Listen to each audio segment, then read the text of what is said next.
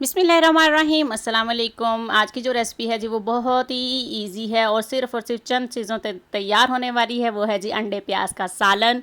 आप इसको कुछ भी कह सकते हैं, वो आगे जाके मैं आपको नाम बताती हूँ कि आप इसे क्या क्या कह सकते हैं। और अगर आपने मेरे चैनल को अभी तक लाइक और सब्सक्राइब नहीं किया है तो प्लीज़ जल्दी से कर लीजिए। चलिए आइए शुरू करते हैं जी। तो यहाँ पर मैंने आपके सामने लिए हैं जी प्याज, 3 मीडियम साइज़ के प्याज हैं जिन्हें मैंने, जैसे आप ऑमलेट कटिंग करते हैं उस शेप में मैंने इनको कटिंग कर लिया है, यानी चॉप कर लिया है बारीक बारीक। यहाँ मैंने लिए हैं जी 3 अदद अंडे। आपको जितने पसंद हो आप उतने ले सकते हैं। तो चलिए आइए बाकी की चीज़ें मैं आपको साथ साथ बताती हूँ। यहाँ पर मैंने ले लिया है जनाब एक पैन। अब मैं इसके अंदर डाल दूँगी जी ऑयल।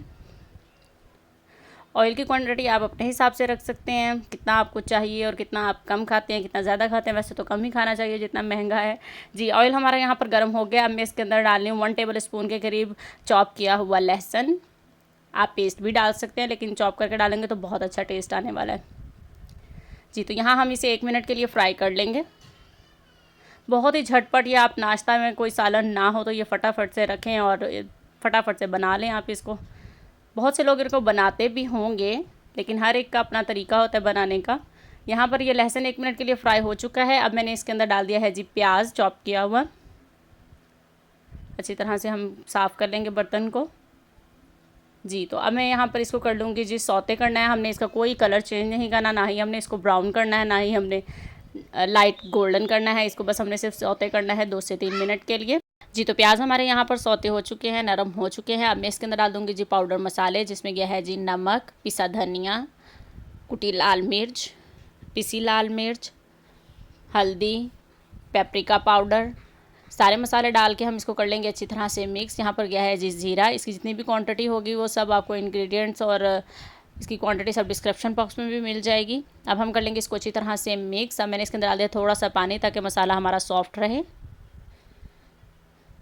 1 मिनट के लिए हम इसकी भुनाई करेंगे ताकि मसाले हमारे अच्छी तरह से कुक हो जाए।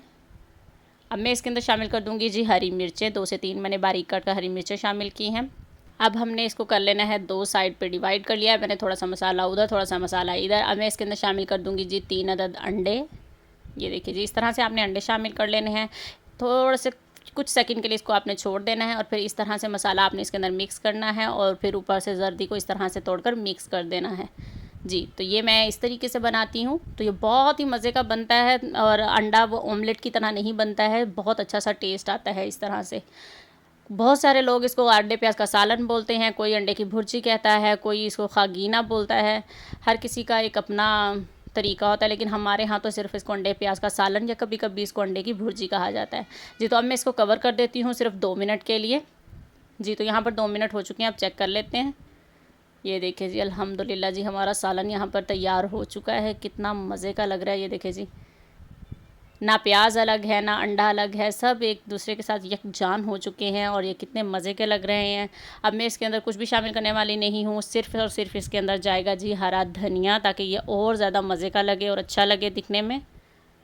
ये देखिए जी, इस तरह मैंने इसको सेट कर लिया है। अब मैं इसके ऊपर शामिल कर देती हूँ जी हरा धनिया।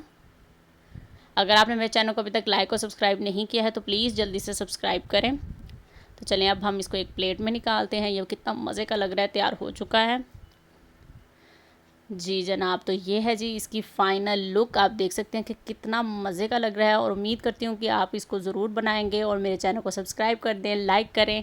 मिलते हैं अब अपनी नेक्स्ट रेसिपी के साथ। अपना बहुत सारा ख्याल रखिएगा। अल्लाह हाफिज़।